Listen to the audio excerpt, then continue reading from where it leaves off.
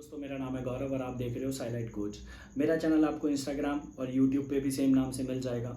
ठीक है, वहाँ पर मैं साइकोलॉजी से जुड़े हुए सारे लेक्चर्स अपने अपलोड करता रहूँगा। आप वहाँ से ईजिली एक्सेस करके सारे लेक्चर्स को देख सकते हैं। और ये पहला लेक्चर है अबाउट टू साइकोलॉजी और इसमें हम लोग इंट्रोडक्शन से शुरू करेंगे कि साइकोलॉजी कहाँ से आई, कैसे ओरिजिन हुआ, कितनी थ्योरीज रही, किन किन ऑथर्स का, किन किन रिसर्चर्स का क्या क्या कॉन्ट्रीब्यूशन रहा। वन बाय वन हम सारी चीज़ें देखते हुए चलेंगे। फर्स्टली देखो, साइकोलॉजी बेसिकली होता क्या है, ऑब्जर्वेशन ऑफ बिहेवियर होती है। बिहेवियर कैसे कैसे टाइप के होते हैं वो भी मैं आपको बताऊंगा। ठीक है, बिहेवियर हमारे जो हमारा ओवर्ट बिहेवियर होता है और जो हमारा इंटरनल बॉडी के अंदर चल रहा होता है, जो कि हमारा बायोलॉजिकल प्रोसेस भी हम जिसको बोलते हैं, जिसमें हमारा हार्मोनल साइकिल आता है। ठीक है, और हमारी सोमेटिक सिस्टम आता है हमारा, उसके अंदर एड्रिनल और हमारी ग्लैंड्स आती हैं। वो वन बाय वन हम सारी चीज़ें देखते हुए चलेंगे। अभी इतनी चीज़ें बता दूंगा तो शायद में भी हो सकता है कन्फ्यूजन बढ़ जाए, तो वन बाय वन हम सारी चीज़ें करते चलेंगे। जब एबनॉर्मल साइकोलॉजी में हम लोग आएंगे और बायो साइकोलॉजी के अंदर जब हम आएंगे, ठीक है, तो हम लोग शुरू कर लेते हैं यहाँ से इंट्रोडक्शन से। और यहाँ पर हम लोग देखेंगे कि बिहेवियर को लेकर के ऑब्जर्वेशन करना इज साइकोलॉजी। ठीक है, बेसिकली क्या होता है, साइकोलॉजी में जितने भी लोग होते हैं जुड़े हुए, या जिनके बारे में, या साइकोलॉजी से जुड़े हुए लोग होते हैं जिनके बारे में कहा जाता है, बहुत सारी मिसकॉन्सेप्शन है उन्हें लेकर के कि वो लोग एबनॉर्मल पीपल्स के साथ डील करते हैं तो वो लोग भी उसी तरीके के होते हैं या उनका भी माइंडसेट वैसा ही होता है। बट ऐसा कुछ नहीं होता है, ये सिर्फ एक भ्रम है, सिर्फ कहने की बात है, बट ऐसा कुछ नहीं होता है। They are just expert to observe the behaviour, और उसी के अकॉर्डिंग वो उन मेंटल रिटार्डेशंस को क्या करते हैं, डील कर पाते हैं और एक थेरेपी प्रोवाइड करा पाते हैं, जिससे कि जो अफेक्टेड पर्सन है उसको कहीं ना कहीं पर हील करने में हेल्प मिलती है। सिंपल सा। ओके, तो यही वो चीज़ है, जैसे कि मैंने ये बताया, साइकोलॉजी के अंदर एबनॉर्मल पीपल्स के साथ डील किया जाता है, बट इट डजंट मीन कि वो लोग भी एबनॉर्मल हैं। दूसरी चीज़ ये भी कहते हैं कि साइकोलॉजिस्ट आपके फेस को देख करके, आपके फॉरहेड को देख करके ये बता देगा कि आपके मन में क्या चल रहा है। ऐसा कुछ नहीं होता है, वो सिर्फ और सिर्फ आपके ऊपरी बिहेवियर को देख करके ऐसा प्रेडिक्शंस करते हैं कि बहुत एक्सपर्ट्स होते हैं, उसमें प्रैक्टिसेस होती हैं बहुत सारी, तो वो इस फील्ड में बहुत ज़्यादा रहते हैं, तो उनकी एक्सपर्टीज़ थोड़ी ज़्यादा हो जाती है इस चीज़ के अंदर।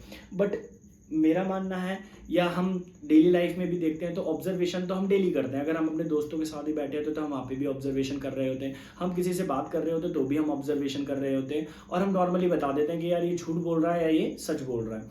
ठीक है, वो कितना इंटरेस्टेड है या कितना इंटरेस्टेड नहीं है, इवन आप उसके बॉडी पोस्चर से देख करके भी बता सकते हो, क्योंकि जो बॉडी टॉर्सो होता है वो ये सारी चीज़ों को बताते हैं, और वो उन्हीं लूप होल्स को पकड़ करके प्रिडिक्शंस करते हैं। तो वो कहाँ तक एक्यूरेट होती है वो एक अलग चीज़ है। ठीक है, उसमें आप कितने एक्सपर्ट हैं, कितना आपने प्रैक्टिस किया है, वो सारी चीज़ें डिपेंड करती हैं। दूसरी चीज़ ये भी बोला जाता है कि साइकोलॉजिस्ट क्या होते हैं, एस्ट्रोलॉजर की तरह काम करते हैं, न्यूमरोलॉजिस्ट होते हैं, वो कुछ भी बता देते हैं, आपका भविष्य बता सकते हैं। ऐसा कुछ नहीं होता है, वो आज के आपके बिहेवियर को देखकर, आपके इन्वायरमेंट को देखकर, आपके सर्कमस्टांसेस को देख करके प्रिडिक्शंस करते हैं कि आप आगे जा करके क्या करोगे या क्या कर सकते हो। बट मेरा मानना है कि अगर आप पर्सनली भी देखो इन चीज़ों को, कि आपके सर्कमस्टांसेस या आपके इन्वायरमेंट या आपके जितने भी ऑब्जेक्टिव्स हैं उनके बेसिस पे आप खुद भी ये चीज़ प्रेडिक्ट कर सकते हो, तो उसमें बहुत ज़्यादा स्पेशलिटी की जरूरत नहीं होती, जस्ट अ स्किल, आप कोई भी इसे सीख सकता है।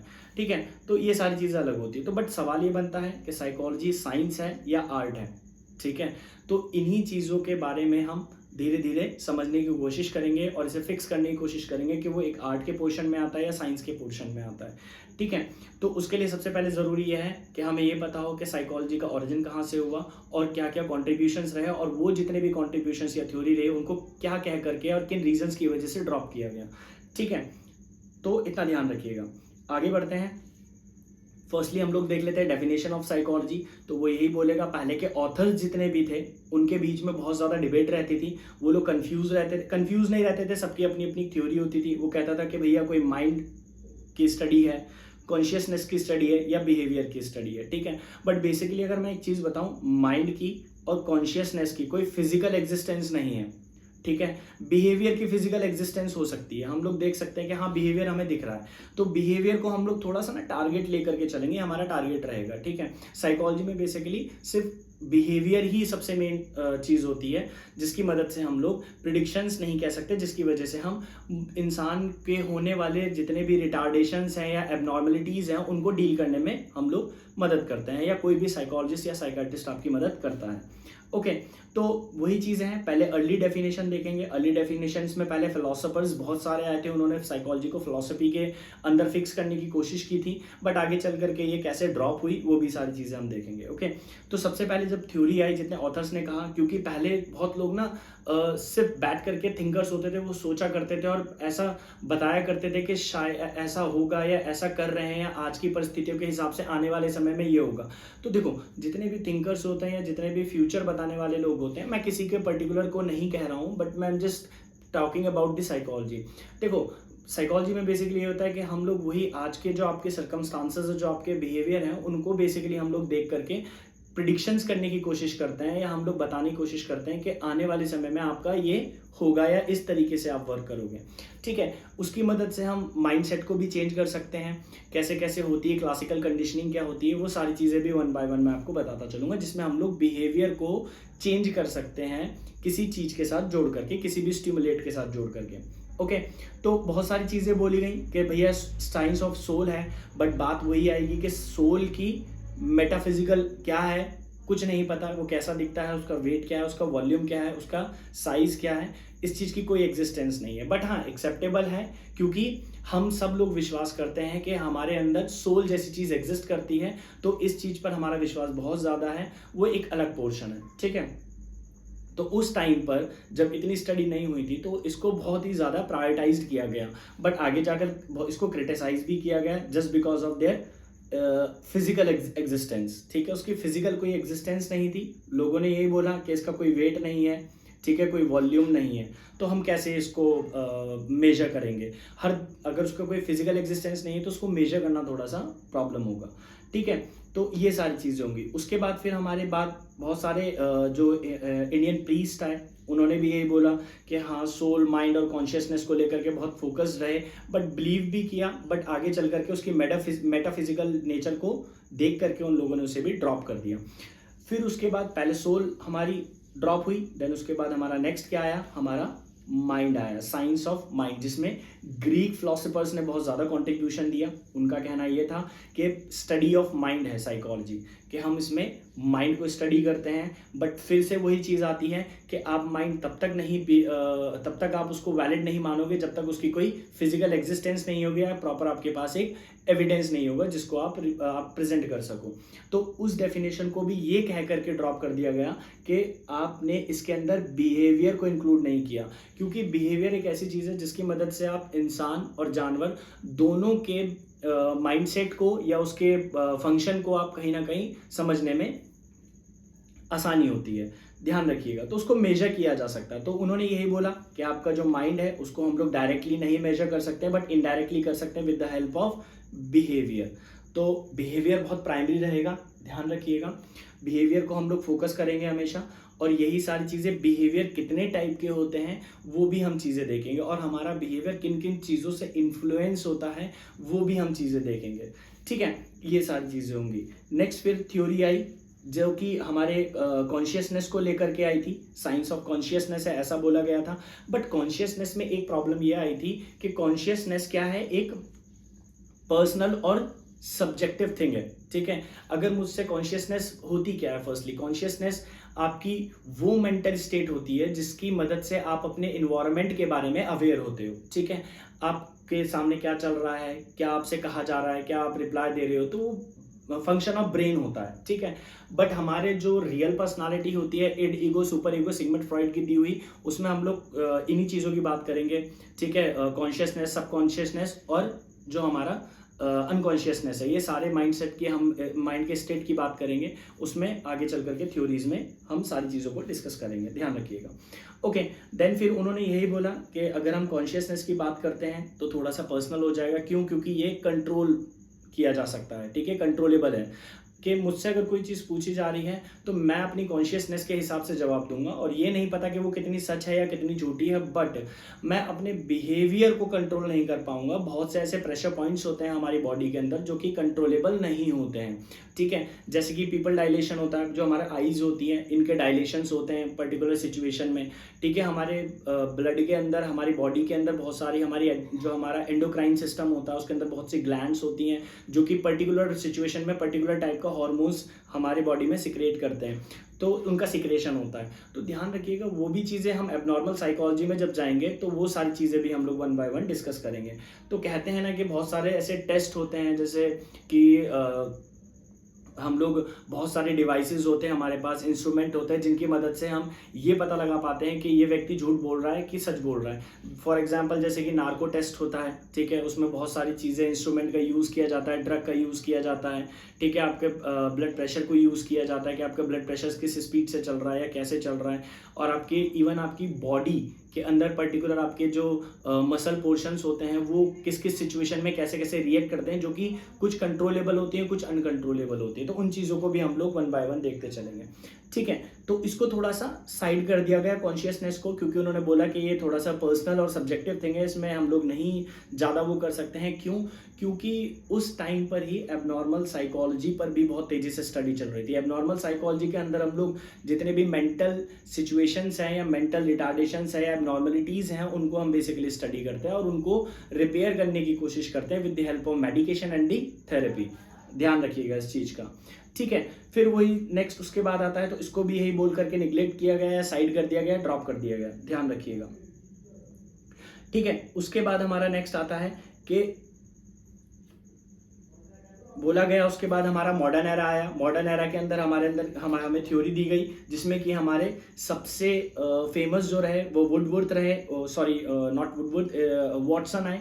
वॉटसन का बोलना ये था कि साइकोलॉजी क्या है, एक theory of science of behaviour है, ठीक है। तो उन्होंने बोला कि अगर आप बिहेवियर ऑब्जर्व नहीं करते हो तो आपकी साइकोलॉजी अधूरी है। क्यों? क्योंकि बिहेवियर का हमारे पास एक फिजिकल एग्जिस्टेंस है, हमारे पास उसका नेचर है, हमें पता है कि वो कैसी दिखती है, वो किस पर्टिकुलर सिचुएशन में किस तरीके से वो काम करती है, ध्यान रखिएगा। तो उन्होंने सबसे पहले स्कूल खोला, फादर ऑफ बिहेवियरिज्म थे वो। उन्होंने सबसे पहले बिहेवियरिज्म को लेकर के अपना स्कूल खोला और उस पर उन्होंने रिसर्च करना शुरू किया। और उन्होंने यही बोला, उनका कहना यही था कि Watson rejected mind as a subject of psychology, instead that psychology be restricted to study of the behavior, the observable, ठीक है, activities of people with animals. तो उन्होंने यही बोला कि बिहेवियर ही एक ऐसी चीज़ है जिसकी मदद से हम ह्यूमन और एनिमल दोनों के माइंडसेट को या उनकी साइकोलॉजी को समझने में हमें आसानी होगी। ओके, तो ये सारी चीज़ें होंगी। तो उन्होंने इन्हीं चीज़ों पर ज़्यादा जोड़ दिया और उन्होंने ये भी बोला कि बिहेवियर एक ऐसी चीज़ है जो कि चेंज की जा सकती है सिचुएशन टू सिचुएशन, ठीक है, या हमारे कैसे हमारे आसपास के इन्वायरमेंट में कितने टाइप के ऐसे स्टिमुलेटर्स हैं जो हमें पर्टिकुलर तरीके से हमें बिहेव करने में फोर्स कर रहे हैं, ध्यान रखिएगा इस चीज़ का। ओके, फिर उसके बाद आएगा, वॉटसन ने यही बोला कि ह्यूमन बिहेवियर और एनिमल के बिहेवियर में बहुत ज़्यादा डिफरेंस नहीं है। क्योंकि अगर हम लोग अपना हिस्ट्री देखें तो हम लोग पहले क्या थे, हम लोग एप थे और हम लोग धीरे धीरे हम लोगों ने, जैसे कि हमारे सामने सिचुएशंस आती रही, टास्क आते रहे, तो हमारे बॉडी में चेंजेस हुए, हार्मोनल चेंजेस हुए, ठीक है, स्ट्रक्चरल चेंजेस हुए, हमारे ब्रेन साइज हमारे इंक्रीज हुए, ठीक है, उसके फंक्शंस में थोड़े चेंजेस आए और वो चलते चलते चलते आज हम एडवांस ह्यूमन की तरफ बढ़ चुके हैं, ठीक है। तो वो सारी चीज़ें हैं। अब करंट सिचुएशन में भी यही बोला गया है कि साइकोलॉजी क्या है, is the scientific study of the activities of individuals in relation to his environment। हम जिस तरीके से बिहेव कर रहे हैं उसके पीछे हमारा इन्वायरमेंट बहुत ज़्यादा ही रिस्पॉन्सिबल रहता है कि हम किस इन्वायरमेंट में हैं, ठीक है। जैसे कि हम किसी सैड मोमेंट में हैं तो वहाँ के एनवायरनमेंट के हिसाब से हमारे वैसे इमोशंस क्या होते हैं, जनरेट होते हैं और हम रिएक्ट करते हैं। वहीं पर कहीं हम खुशी होते हैं या खुशी के माहौल में होते हैं या पार्टी में होते हैं तो हमारा उसी तरीके का हमारा हार्मोन रिलीज होता है और हमारा मूवमेंट और हमारा बिहेवियर भी उसी के तरीके से काम करने लग जाता है। तो इन्वायरमेंट का हमारे बिहेवियर के साथ डायरेक्ट कॉन्टैक्ट रहेगा या दोनों एक दूसरे से जुड़े रहेंगे हर सिचुएशन में, इस चीज़ का ध्यान रखिएगा। ओके, देन फिर हमारा आता है जितने भी कॉन्ट्रीब्यूशंस थे, थ्योरीज जितनी भी दी गई थी, क्या क्या थ्योरीज दी गई थी डिफरेंट ऑथर्स की तरफ से, तो सबने आगे चल करके बिहेवियर, ठीक है, बिहेवियर और आपकी मेंटल प्रोसेस को, फिर आप नेक्स्ट देखेंगे कॉग्निटिव प्रोसेस, माइंड, बिहेवियर, सारी थ्योरीज के अंदर बिहेवियर को प्राइमरी रखा जाएगा और उसके साथ आपके कॉग्निटिव प्रोसेस को और आपके माइंड सेट को या माइंड प्रोसेस को बेसिकली कनेक्ट करने की कोशिश की जाएगी। तो जितने भी ऑथर्स हैं उन्होंने बाद में कॉग्निटिव मेंटल प्रोसेस को बहुत ज़्यादा प्रायोरिटाइज किया, ठीक है। कॉग्निटिविटी क्या होती है? कॉग्निटिविटी आपकी मेंटल प्रोसेस को बोलते हैं, थिंकिंग, लर्निंग, रीजनिंग, ये सारी चीज़ें उसके अंदर आती हैं। तो ये एक साइकिक वर्ड है, ध्यान रखिएगा इस चीज़ का। ओके, फिर उसके बाद हम लोग देख लेते हैं कि बिहेवियर हमारे कितने टाइप के होते हैं, किस तरीके से हम लोग बिहेव करते हैं या हम कैसे बिहेवियर को सीखते हैं, किन किन चीज़ों में रह करके हमारे अंदर वो जनरेट होते हैं या हम लर्न करते हैं। तो फर्स्टली यही चीज़ बोली गई थी कि देखो बिहेवियर हमारे कैसे कैसे होते हैं। हर वो चीज़ मेंटल और cognitive process such as feeling, attitude, thought, emotions, ये सारी चीज़ें भी क्या होती हैं हमारे बिहेवियर में ही आती है, क्योंकि हम आज जिस इन्वायरमेंट में रह रहे होते हैं हम उसी तरीके से क्या कर रहे होते हैं, उसी इमोशंस के साथ हम बिहेव कर रहे होते हैं। तो इन्वायरमेंटल फैक्टर होता है, इन्वायरमेंटल इन्फ्लुएंसेस होते हैं, वो सारी चीज़ें हम लोग आगे चल करके डिस्कस करेंगे। ओके, तो general characteristics of human behaviour क्या होते हैं। फर्स्टली हमारे बहुत से ऐसे फैक्टर्स होते हैं, नंबर ऑफ फैक्टर्स होते हैं जो हमारे बिहेवियर को क्या करते हैं, इन्फ्लुएंस करते हैं बिहेव करने में या प्रोसेस करने में। जैसे कि फॉर एग्जांपल हमारा बायोलॉजिकल प्रोसेस हो गया, कल्चरल हो गया, सोशल हो गया, इन्वायरमेंटल हो गया, पास्ट एक्सपीरियंसेस हमारे क्या रहे हैं, हमारे मोटिवेशंस क्या रहे हैं, हमारे इमोशंस क्या रहे हैं, और हमारा cognitive means feeling, emotions, motivations, thought, ये सारी चीज़ें इसके अंदर आ जाती हैं।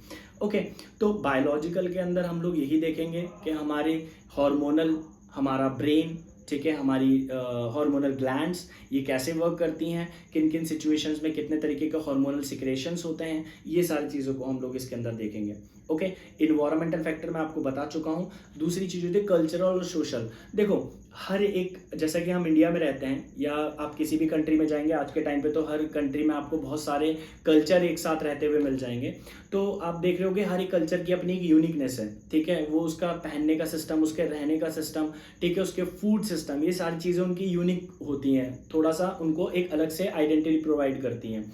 तो कल्चर का ना बहुत ज़्यादा इन्फ्लुएंस रहता है इसके अंदर आपके बिहेवियर को डिज़ाइन करने में, कि आप कैसे रहे हो, आपको कैसे पाला गया है, आप किस तरीके से आपको सिखाया गया है, ठीक है। जैसे कि एक इंग्लिश नेटिव जो होता है वो बेसिकली इंग्लिश लैंग्वेज बोलने लग जाता है, क्योंकि उसका जितनी भी उसका पालन पोषण हुआ है वो उसी इन्वायरमेंट में हुआ, उसने शुरू से वहीं से वो सारी चीज़ें देखी हैं और सुनी हैं, तो वो उसी तरीके से बिहेव करने लग जाता है। वहीं पर आप इंडिया के अंदर आओगे तो आपको बहुत सारे कल्चर्स एक साथ देखने के लिए मिल जाएंगे, और वो लोगों की उनकी अपनी एक लैंग्वेज होती है, ठीक है, लैंग्वेज के अकॉर्डिंग उनका बिहेवियर होता है, तो ये सारी चीज़ें होती है। इवन उनका जो हाउसिंग आर्किटेक्चर सिस्टम होता है वो भी थोड़ा सा डिफरेंट होता है, तो ये सारी चीज़ें होती हैं। फिर हम देखेंगे बिहेवियर के अंदर क्या क्या चीज़ें और होती हैं। बिहेवियर हमारे डिपेंड करते हैं हमारे फंक्शन, हमारे इन्वायरमेंट के हिसाब से। फॉर एग्जांपल कि हमारे कुछ बिहेवियर ऐसे होते हैं जैसे कि बहुत सिंपल होते हैं, फॉर एग्जांपल, और यूनिवर्सल भी होते हैं, जैसे कि पेन पिक करना, पेन उठाना, उसमें बहुत ज़्यादा स्किल्स की लर्न करने की ज़रूरत नहीं होती, बहुत एडवांस स्किल्स की ज़रूरत नहीं होती है, ध्यान रखिएगा। फिर हमारा उसके बाद आता है कुछ हमारे ऐसे स्किल्स होते हैं जिसको हम एक पर्टिकुलर हैबिट के बाद क्या कर लेते हैं, एक्वायर कर लेते हैं। फॉर एग्जांपल गिटार बजाना, हम एक रूटीन में रहते हैं, रूटीन में रह करके इन सारी चीज़ों को सीखते हैं और सीख करके हम लोग उसमें परफेक्ट हो जाते हैं।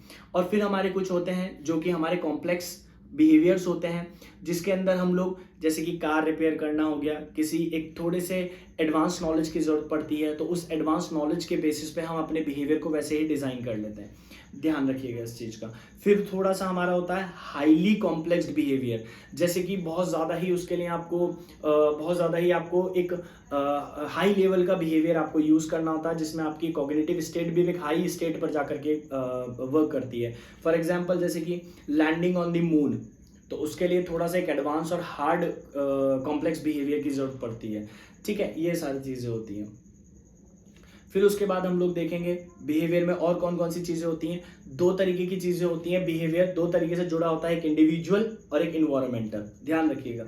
एक इंडिविजुअल तरीके से जुड़ा होता है, एक इन्वायरमेंटल तरीके से जुड़ा होता है। इंडिविजुअल के अंदर दो टाइप्स आते हैं, फिजियोलॉजिकल और साइकोलॉजिकल बिहेवियर। फिजियोलॉजिकल के अंदर जैसे कि क्या आता है, आपका हंगर आता है, थ्रस्ट आता है, ये सारी चीज़ें होती हैं, ये फिजिकल बिहेवियर होता है, ये यूनिवर्सल होता है, सबके साथ होता है। और हमारा क्या होता है, साइकोलॉजिकल के अंदर हमारे आइडियाज़ आते हैं, ओपिनियंस आते हैं और हमारे एटीट्यूड्स आते हैं, इन चीज़ को ध्यान रखिएगा। तो ये इंडिविजुअल से जुड़ा हुआ है। और वहीं पे इन्वायरमेंटल में हम लोग यही सारी चीज़ें देखेंगे, आप किस कल्चर से जुड़े हुए हैं, आप कैसी जगह रहते हैं, आप किस तरीके का लाइफस्टाइल फॉलो करते हैं, या आपके सोशल रिलेशंस कैसे हैं, ये सारी चीज़ें मैटर करती हैं, ठीक है। तो वन बाय वन हम इनको साइकोलॉजी के साथ जोड़ने की कोशिश करेंगे और हम लोग एक पर्टिकुलर चीज़ के बारे में एक स्ट्रक्चर डिज़ाइन करेंगे अबाउट टू साइकोलॉजी, ध्यान रखिएगा। फिर हमारे बहुत सारे साइकोलॉजिकल और बॉडली कंडीशंस होती हैं जो कि पास्ट एक्सपीरियंसेस के हिसाब से जनरेट होती हैं। जैसे कि हम लोग एक बार चोट खा जाते हैं या साइकिल से गिर जाते हैं तो हम लोग फिर आगे चल करके उसे बचाना आता है या हम लोग उसमें एडवांस हो जाते हैं, तो वो हमारे पास्ट एक्सपीरियंसेस भी हमारे बिहेवियर को कहीं ना कहीं डिज़ाइन कर रहे होते हैं। उस चीज़ का ध्यान रखिएगा। फिर हमारे अंदर आती है कुछ सिमिलैरिटीज़ आती हैं बिहेवियर में जो कि बहुत सारे लोगों का सिमिलर होते हैं। फॉर एग्जांपल जैसे कि किसी इंसान के आंख में डस्ट गिर गया तो ऑब्वियस है, चाहे वो लड़का हो या वो लड़की हो, तो वो उसको निकालने की कोशिश करेगा। तो वो एक यूनिवर्सली बिहेवियर है जो कि हर किसी के पास देखने को मिल जाएगा। ओके, फिर उसके बाद आता है पर्पसफुल या गोल डायरेक्टेड बिहेवियर। ठीक है, उसके अंदर हम लोग बिहेव करते हैं अपने जो हमारे माइंडसेट, जो हमारे गोल्स होते हैं उनको अचीव करने के लिए हम पर्टिकुलर टाइप का एक बिहेवियर डिज़ाइन करते हैं और उसी के अकॉर्डिंग हम लोग वर्क कर रहे होते हैं। उसमें भी दो चीज़ें होती हैं। देखो, जब हम कुछ करना चाहते हैं या जहाँ हमारा इंटरेस्ट होता है तो वहाँ पर हम लोग पॉजिटिवली इन्वॉल्व होते हैं। तो वहाँ पर हम लोगों को क्या बोलते हैं, पॉजिटिव। वहाँ पर हम लोग अपने आप को पॉजिटिव गोल डायरेक्टेड बिहेवियर का यूज़ करते हैं, जिसे अप्रोच बिहेवियर भी बोला जाता है। फिर कुछ सिचुएशंस ऐसी होती हैं जहाँ से हम बचने की कोशिश करते हैं, जहाँ पर हम अपना इन्वॉल्वमेंट नहीं रखना चाहते हैं या हमारा इंटरेस्ट बहुत कम होता है, तो वहाँ पर हम लोग अवॉइडेंस बिहेवियर का यूज़ करते हैं, जो कि नेगेटिव गोल अवॉइडेंस के नाम से भी हम लोग उसे बोलते हैं, यूज़ करते हैं। ठीक है, ध्यान रखिएगा। तो जहाँ पर हमारा इंटरेस्ट रहेगा वो पॉजिटिव रहेगा, जहाँ पर नहीं रहेगा वहाँ हम नेगेटिव रहेंगे। इस चीज़ का ध्यान रखिएगा। ओके, फिर उसके बाद हमारा बिहेवियर आता है नेक्स्ट, जो कि चेंजेबल होता है। बिहेवियर को हम चेंज भी कर सकते हैं। कैसे चेंज होता है, वेरी करता है हमारे पास्ट एक्सपीरियंसेस के हिसाब से कि हमारे पास्ट एक्सपीरियंसेस क्या रहे हैं। ठीक है, हमारी प्रैक्टिसेस क्या रही हैं या हमारे साथ क्या हो रहा है या कैसे किया जा रहा है, इन सारी चीज़ों को हम लोग उसके अंदर कर रहे होते हैं। ठीक है, ध्यान रखिएगा। तो एक अच्छा इंसान बुरा बन जाता है और एक बुरा इंसान अच्छा बन जाता है बिकॉज ऑफ कि उसके पास्ट एक्सपीरियंसेस क्या रहे हैं और वो कैसे वर्क करता आ रहा है। ठीक है, ध्यान रखिएगा। और हमारी लर्निंग भी उसमें वर्क कर रही होती है। ओके, फिर हमारे आते हैं बहुत से स्टेबिलिटी होती है हमारे बिहेवियर में। हम अपने कुछ बिहेवियर को लेकर के स्टेबल रहते हैं। फॉर एग्जांपल जैसे कि हमारे ग्रैंड फादर्स या ग्रैंड मदर्स होते हैं या थोड़ा सा हमारे पीछे की जनरेशन होती है, वो अपने बिहेवियर में आप देखोगे कि उनके रहने का एक तरीका होता है जो कि शायद हमारे आज के टाइम से वो कहीं ना कहीं मैच नहीं कर रहा होता है। तो वो जैसे रहते आए हैं, जैसे उनको खाना, उनका जो फूड सिस्टम है, जो उनका पैटर्न है डेली का, वो आपको कांस्टेंट देखने को मिलेगा, वो चेंज नहीं किया जा सकता। ठीक है, तो वो स्टेबल रहने वाला बिहेवियर है। अब हम हैं, जैसे कि आज के टाइम पे हम सिटीज़ में रह रहे हैं, तो उसके अकॉर्डिंग हमारा बिहेवियर है और उस सिचुएशन के हिसाब से हमारी आने वाली जो जनरेशन रहेगी और हमारा जो आज का बिहेवियर है हमारे पूरे लाइफ स्पैन में स्टेबल रहने वाला है। तो ध्यान रखिएगा, उसे हम लोग स्टेबल बिहेवियर या स्टेबिलिटी भी बोलते हैं, ध्यान रखिएगा। और फिर लास्ट हमारा होता है इंटीग्रेटेड बिहेवियर। इंटीग्रेटेड बिहेवियर के अंदर हम लोग ऑर्गेनाइज्ड होते हैं किसी पर्पस को लेकर के और फिर हम उसी अकॉर्डिंगली हम लोग क्या करते हैं, बिहेव करते हैं या हम अपनी चीज़ों को ऑर्गेनाइज करते हैं। तो ये सारी चीज़ें थी, टाइप्स ऑफ बिहेवियर थे जो कि समझना बहुत ज़्यादा ज़रूरी था साइकोलॉजी के अंदर। ठीक है, अगर हम लोग बिहेवियर को फोकस करेंगे और इन्वायरमेंट को फोकस करेंगे तो हम साइकोलॉजी को समझने में थोड़ा सा हमको ईजी रहेगा। तो ये सारी चीज़ें इसके अंदर रहेंगी। आगे भी बहुत सारी चीज़ें आएंगी जो कि धीरे धीरे मैं आपको बताता रहूँगा। जब एबनॉर्मल साइकोलॉजी में आएंगे, बायो साइकोलॉजी में आएंगे, तो हम इसको और थोड़ा अच्छे से एक्सप्लोर करेंगे बिहेवियर को और कनेक्ट करने की कोशिश करेंगे। ओके, तो ये था मेरा चैनल और ये पहला लेक्चर था साइलाइट कोच पर और आप मेरे चैनल पर थे। और ऐसे ही बहुत सारी साइकोलॉजी से जुड़ी हुई वीडियो के लिए आप मेरे चैनल को सब्सक्राइब कर लीजिए, जो कि यूट्यूब पर और इंस्टाग्राम पर भी है। So have a nice day, thank you so much.